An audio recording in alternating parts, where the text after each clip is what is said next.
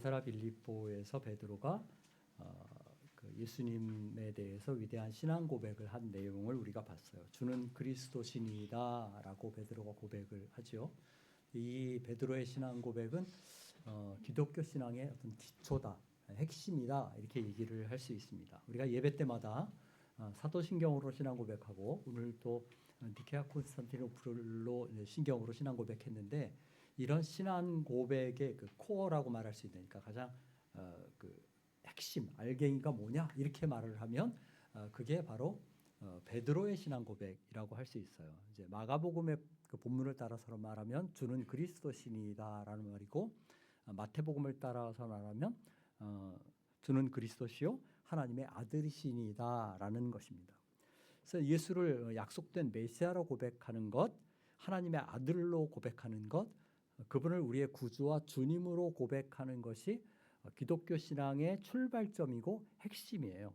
이 고백이 없으면 신앙이 더 깊은 데로 나아갈 수 없고, 하나님을 더 깊이 알므로 나아갈 수 없고, 또 더 깊은 영적인 지식을 가질 수 없습니다. 이건 이제 어디서 알 수 있냐면, 이 복음서의 구조를 가만히 보면 예수님이 베드로의 신앙 고백을 들으신 이후에 비로소 무엇을 계시하시냐면 자신의 죽음과 부활, 고난에 대해서 얘기를 하셔요. 그러니까 자신의 고난과 영광에 대한 더 깊은 어떤 하나님의 계획, 어떤 주님의 계획, 그 계시를 주시는 것이 이 신앙의 고백이 전제된 다음인 것이죠. 그래서 이제 저나 여러분이 만약에 내 신앙이 영 잘하지 않는다라고 생각되면 어쩌면 가장 근본적인 사실부터 한번 되짚어 볼 필요가 있습니다. 예수 그리스도는 과연 나에게 어떤 분이신가 하는 것이죠.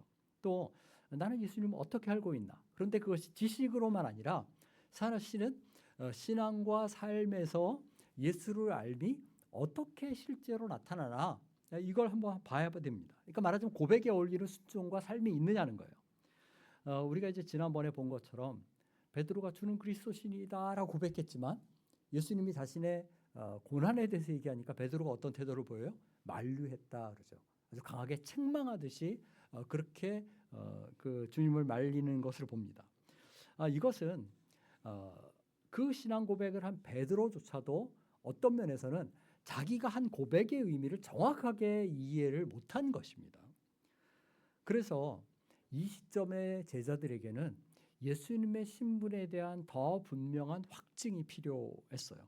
그러니까 한마디로 말하면 베드로의 신앙 고백이 맞다는 것, 즉 예수님은 단순한 인간이 아니라 하나님의 아들이시라는 것, 메시아시라는 것, 그것을 제자들 앞에 확연하게 분명하게 보여주셔야 할 필요가 있었던 것이죠. 그래서 오늘 우리가 읽은 이 마가복음 9장의 사건처럼 주님은 변모 사건을 통해서 그 베드로의 신앙 고백을 확증하시는 것을 보게 됩니다.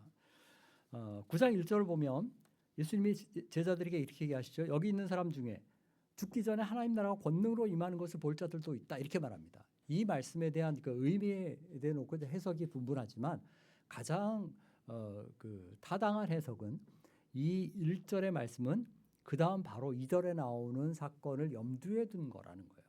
그러니까 변화사 사건을 한마디로 말하면 하나님 나라가 영광으로 권능으로 임하는 것을 제자들에게 엿보게 하신 일인 것입니다. 장차 임할 하나님 나라의 영광과 능력을 변화사 사건을 통해서 제자들은 잠시 맛보았던 거죠. 2절을 보면 이 일은 베드로의 신앙 고백이 있은 후에 엿새 다음에 일어납니다. 예수님께서 베드로와 야고보와 요한을 데리고 한 산에 올라가셔요. 이 산이 어느 산인지도 알 수가 없습니다. 이제 그 의견이 둘로 크게 나뉘는데, 어떤 분들은 이 갈릴리 지역에 있던 다볼산이다 이렇게 얘기를 하고, 어떤 분들은 가이사랴 빌립보 북동쪽에 있는 이스라엘의 가장 그 높은 산 헐몬산이다 이렇게도 얘기를 합니다. 제가 이제 이스라엘에 갔을 때는 가이드하는 목사님은 다볼산이 변화산이다 그래서 다볼산을 데리고 갔어요. 헐몬산 쪽은 그날 이제 일기가 별로 안 좋아서 안타깝게도 가까이서 보지 못하고 멀리서 보기만 했습니다. 다볼산에 올라갔을 때 마침 안개가 자욱하게 꼈는데, 마치 예수님이 제자들을 데리고 그 변화산에 올라갔을 때 그 안개가 낀 모습을 연상케 하는 그런 장면을 봤어요. 사실 뭐 변화산이 다볼산이냐 헐몬산이냐 이건 별로 중요한 문제가 아닙니다. 이 사건이 어디서 일어났느냐 하는 장소의 문제보다 중요한 것은 이 사건이 갖는 의미가 무엇이냐 하는 거예요. 그래서 이제 여러분들이 나중에 혹시라도 이스라엘 가더라도 여기가 변화산이야 저기가 변화산이야 거기에 집착할 필요가 없습니다. 중요한 것은 예수님이 그 산에서 변형되셨다. 모습이 달라지셨다라는 거예요. 마가는 그 내용을 정확하게 언급은 안 해요. 그런데 이제 누가복음을 보면 얼굴이 빛이 나고 그 다음에 옷이 휘어져서 광채가 났다. 그렇게 얘기를 합니다. 그리고 그곳에 모세와 엘리야가 나타나서 예수님과 더불어 이야기를 나눕니다. 그 대화의 내용을 누가복음은 말하기를 예수님이 장차 별세하실 것에 대해서 얘기를 했다. 그러니까 이때의 대화의 주제가 뭐예요? 예수님의 고난과 죽음에 대한 이야기였다는 것입니다. 이 황홀한 광경을 본 베드로는 굉장히 흥분하고 감격했던 것 같아요. 그래서 뭐라고 말하냐면 여기 있는 것이 좋사오니 초막셋을 짓고 우리가 여기에 거합시다라고 얘기를 합니다. 마가는 말하기를 베드로가 두려움 가운데 이야기를 했다 그렇게 얘기합니다. 누가복음을 보면 제자들이 졸다가 깨서 얼결에 이야기를 한 것으로 되어 있습니다.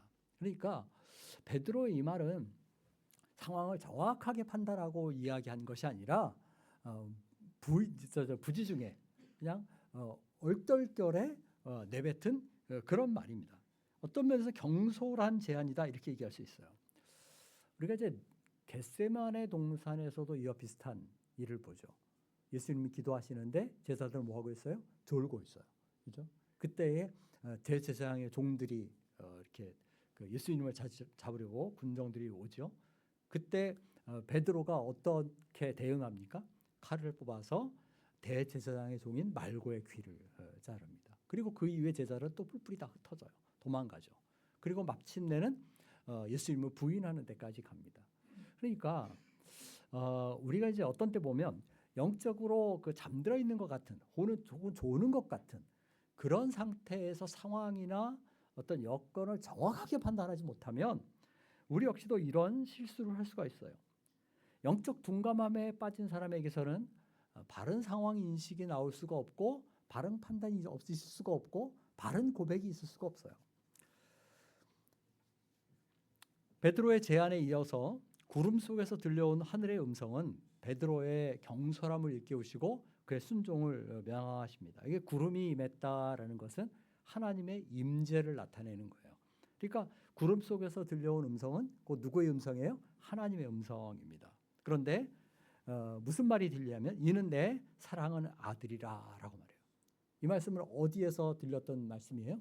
예수님이 처음에 세례를 받을 때 성령이 비둘기 같이 임하면서 같이 똑같은 말씀이 하나님의 아들이다, 내 사랑하는 아들이다라는 이야기를 하시는 것을 봅니다. 그 변화산 사건의 가장 중요한 계시가 뭐냐? 바로 이 내용이에요. 예수 그리스도는 바로 하나님의 아들이시다라는 겁니다. 베드로의 입술을 통해서 그 고백을 받으시고 이제는 하늘의 음성을 통해서 그것을 확증하시는 것입니다. 베드로의 고백이 옳다라고 말씀하시는 거예요. 그리고 예수님이 세상에 오시기 전에 가졌던 영광의 일면을 이 세 제자에게 엿보게끔 하셔요. 그래서 예수님이 단순한 인간이 아니라 위대한 선생이 아니라 정말 우리를 위해 세상에 오신 구주시다 메시아시다라는 것을 확연하게 나타내 보이시는 겁니다. 우리가 이미 본 것처럼 그 당시에 사람들의 예수님에 대한 판단은 분분했어요. 어떤 사람은 엘리야라고 말하고 어떤 사람은 세례 요한이 다시 살아난 것이라고 말하고 어떤 사람은 선지자 중에 한 사람이다 그렇게 말했습니다. 그런데 주님은 그런 세간의 평가를 능가하는 분이시다는 겁니다. 예수님은 모세나 엘리야와 동등하게 여기실 그럴 분이 아니에요. 이때의 변화산에 모세가 나타나고 엘리야가 나타났다라는 것을 의미심장합니다. 왜냐하면 모세는 율법을 대표하는 인물이에요. 그리고 엘리야는 선지자를 대표하는 인물입니다. 우리가 구약을 전체를 얘기할 때 뭐라고 말해요? 율법과 선지자 이렇게 얘기해요. 율법서, 선지서 이게 구약 전체입니다. 조금 더 세분하면 율법과 선지자와 시편 이렇게도 얘기를 하죠. 근데 일반적으로 율법과 선지자 이렇게 얘기하면 그건 구약책 전체를 얘기하는 겁니다. 그런데 구약을 대표하는 두 인물이 이때에 예수님과 나타나서 대화를 했다는 거예요. 산상수훈에 보면 예수님이 무슨 말씀하시냐면 내가 율법을 폐하러 온 것이 아니라 완전케 하려 왔다라고 말씀하셔요. 그러니까 이런 말씀과 이때 모세와 엘리야가 나타난 정황을 가만히 생각해 보면 뭐예요? 예수님은 율법의 요구를 이루려 오신 분이다. 예수님은 바로 선지자들이 그 긴 세월 동안 예언했던 그 예언의 실체다라고 말하는 것입니다. 더구나 구름 속에서 들려온 음성은 예수님이 약속된 메시아이심을, 구주이심을 더 분명하게 말해요. 이는 내 사랑하는 아들이니라고 말하고 그 다음에 한 말도 굉장히 중요합니다. 뭐라고 말해요? 너희는 그를 들을지니라 라고 말해요. 너희는 그의 말을 들을지니라. 이 말은 신명기 18장 15절에 나오는 말씀입니다. 한번 보겠습니다. 신명기 18장 15절. 신명기 18장 15절에 나오는 말씀이에요.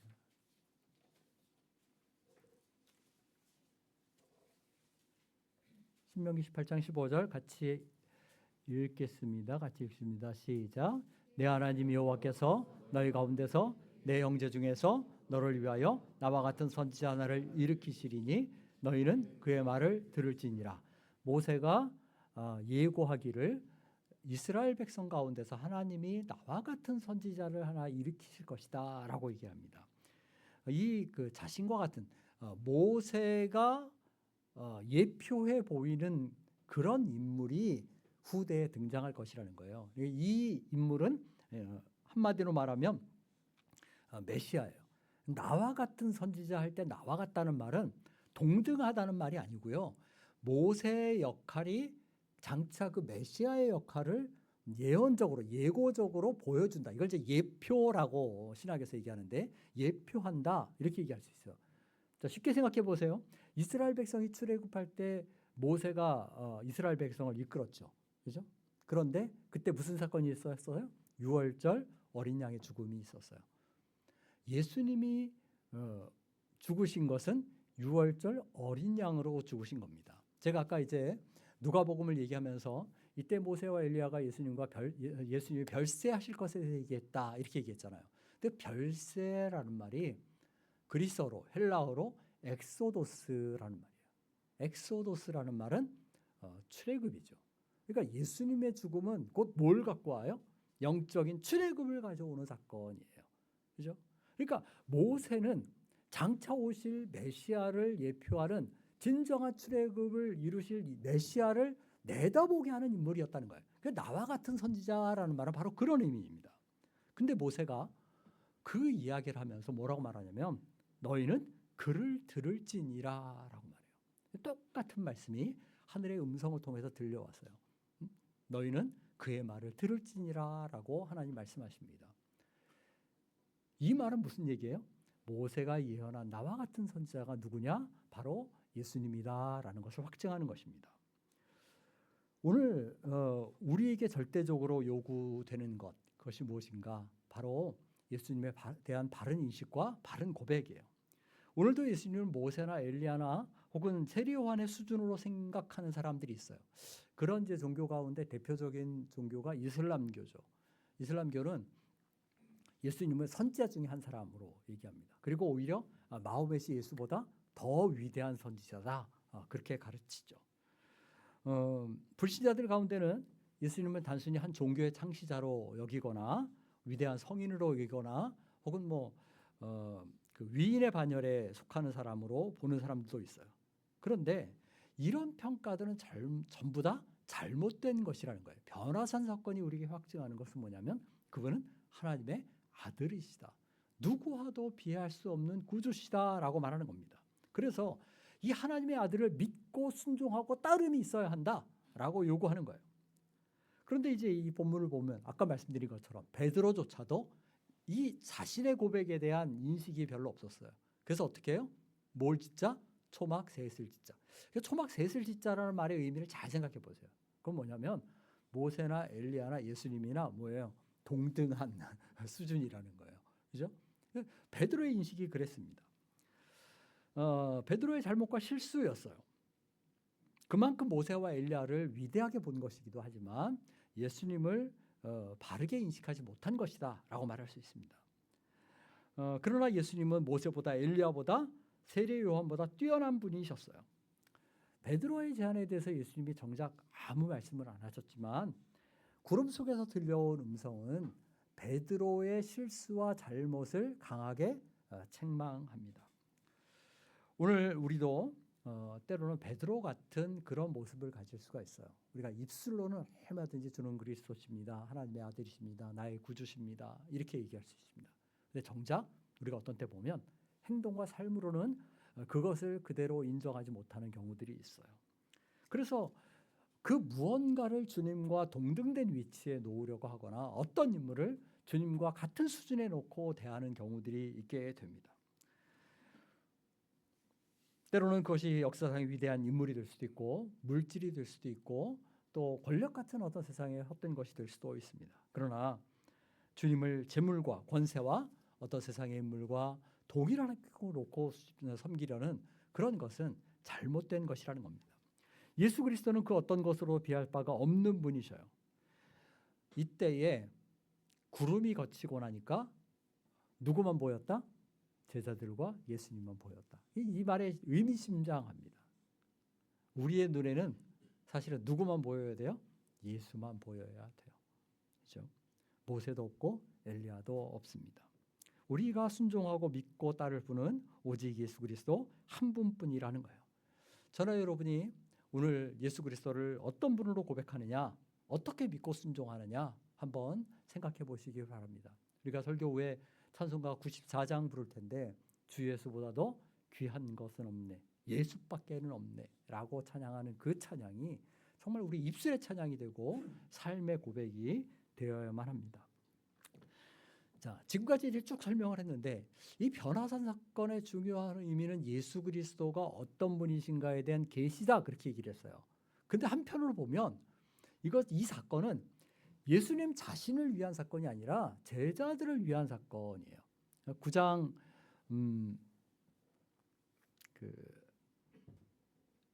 이제 8장 마지막에 보면 왜 이제 이 문맥을 한번 잘 생각해 보세요.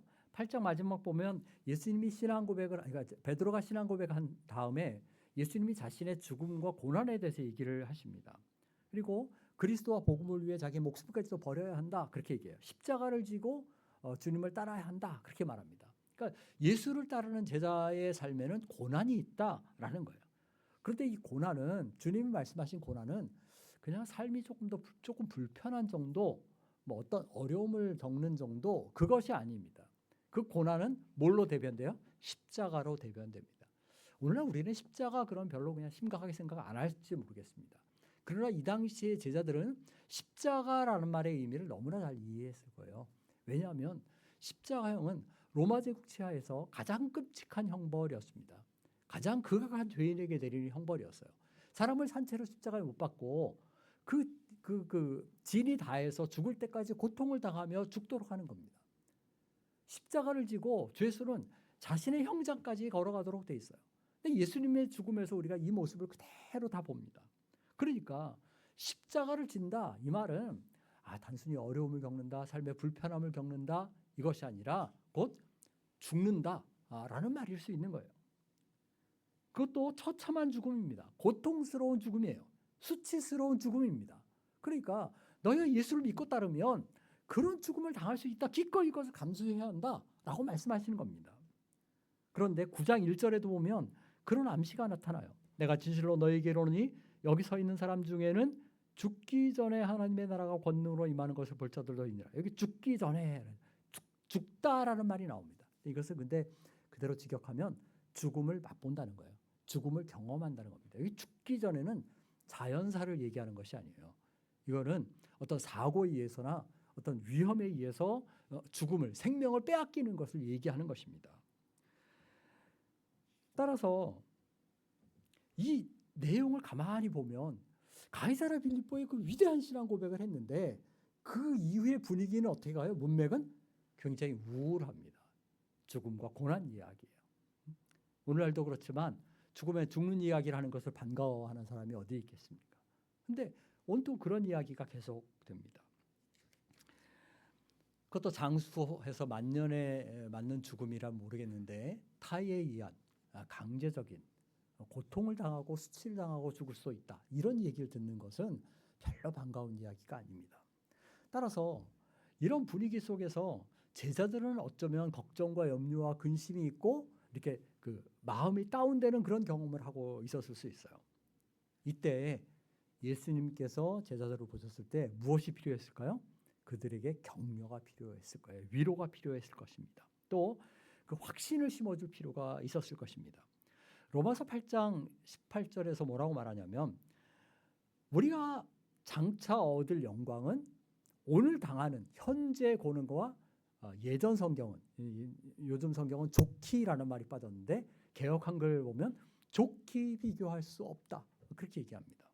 그러니까 주님은 이때 뭘 보여준 거예요? 너희가 현재 고난을 당할지 모르지만 그것과 비교할 수 없는 너무너무 영광스러운 미래가 너에게 약속돼 있다. 그것을 확실하게 보여준 겁니다.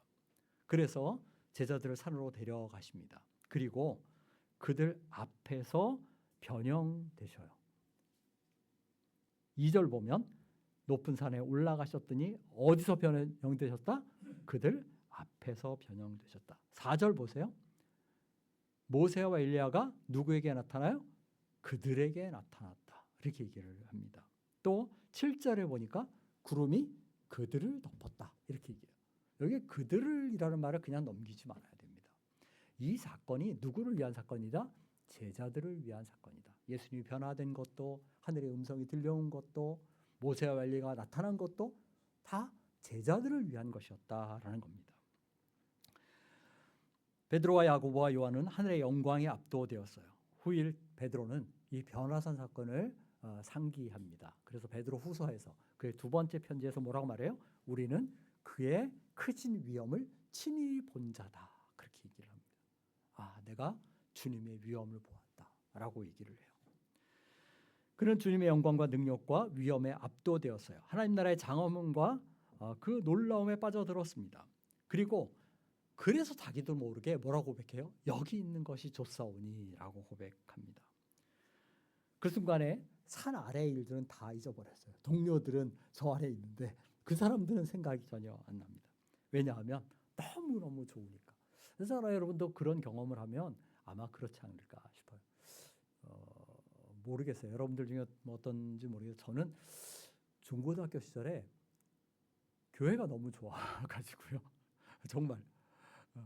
그래서 그리고 이제 토요일마다 제가 전에 한번 얘기를 했는데 토요일 되면 그 기도원에 가서 기도하는 게 좋아가지고 툭하면 교회 가서 밤새고 이러니까 저희 형님이 그 어린 나이 이렇게 이제 외박을 자주 한다고 저한테 그 습관 된다고 뭐라고 하셨던 경험이 있어요.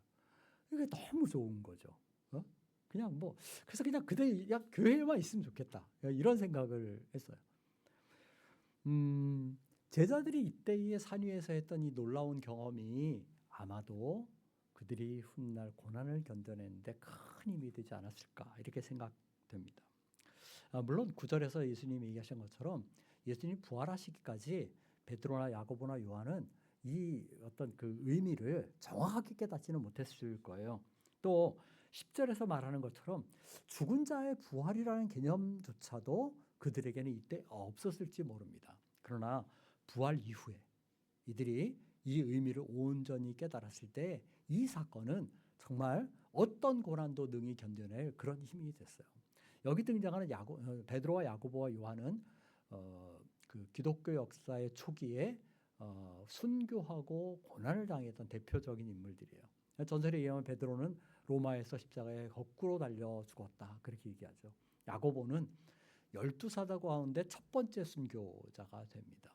요한은 순교하지 않지만 말년에 밤모샘에 유배되어 그 고난을 겪는 것을 보게 돼요.